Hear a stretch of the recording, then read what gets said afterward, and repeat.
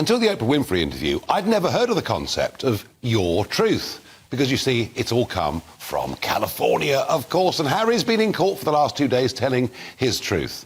This very concept is based on feelings rather than objective facts. And when it came to facts, he wasn't really very good because he said, I don't know 18 times today. He said, I don't remember 9 times today. You would have thought the chap might have learnt his brief, but clearly not. There was a huge amount of conversation around Chelsy Davy, a woman that he was seeing for 7 years. He said the whole thing was doomed from the start because of the tabloid press. And I thought there was a very interesting psychology behind all of that.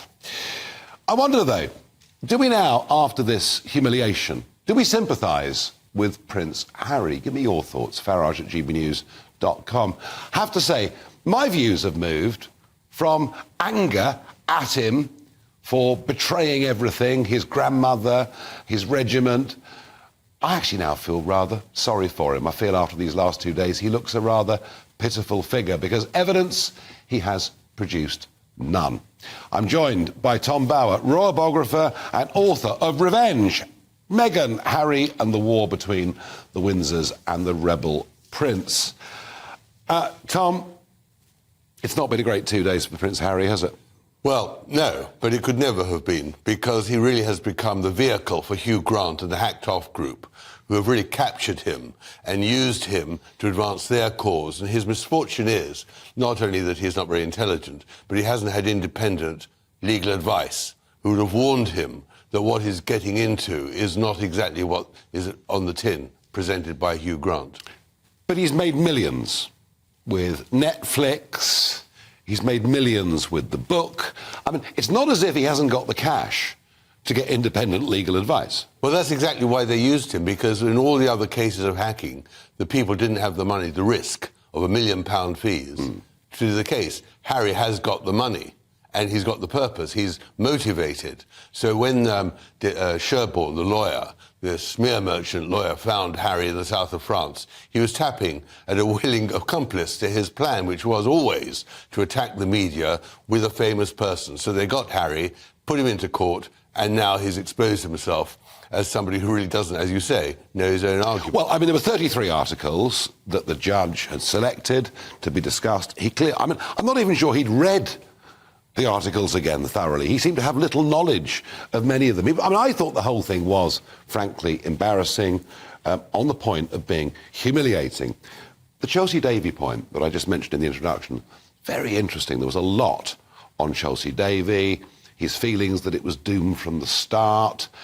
I don't know, perhaps I'm getting this wrong. I almost thought what he was saying is, I wish I'd married Chelsy Davy. Well, I think the point is, which I wrote about in my book as well, she was an ideal woman for him. She was young, very pretty, English, lived in Southern Africa, but still very much British, and they had a lot of fun together. But it always understood that she tired of him because of manic depressive. He was very insecure. He was very moody, and therefore that's why they had the trial separations and things like that. So he may look back on it and think that would have been an easy option, but I think he's happy in California myself. He likes paddling in the Pacific. It would have been, at least she would have fitted in. She would have been very, very happy to be the Duchess of Sussex. Yeah. She would not have caused the endless problems that Meghan has caused and sought to sort of sabotage the royal family for her own purpose. What he was unable to do was to produce any real factual evidence, any killer blow of any kind at all. It started in the latter part of today, that will go on through tomorrow and maybe the day after. And this, of course, is Sherborne, who you mentioned earlier, Mr. Sherborne, who is the barrister representing Harry. Does he have anything up his sleeve, do you think, that will embarrass the Mirror Group? No, which is the reason why the Mirror Group is fighting the case, because they don't think Sherborne has got the ammunition. That's why they paid out to all the other people, because the other people would want to throw it in, but they don't want on Harry. No, but his whole point is, it's all inference. How could you have got this information without? It's a whole smear campaign. He may be right. Well, the point is, you see, Nigel, that the British judges have always found in favour of the royal family. whether whatever, as they did with Meghan. It was outrageous that Meghan against the Mail was able to win, although she had signed an inaccurate statement. And it didn't even go to trial. They gave it to Meghan without a trial. There are 3 judges in the appeal court. Now, he may well, this judge, they decide, I've got to give it again to the royal family. I'm not going to embarrass them. But how? Well, because the idea that the facts and the truth matter to a judge is equally bizarre. Well, I think we demand VAR. Or... we're into Alice in Wonderland. We really are. But you know, the thing about Harry is he is convinced he's right.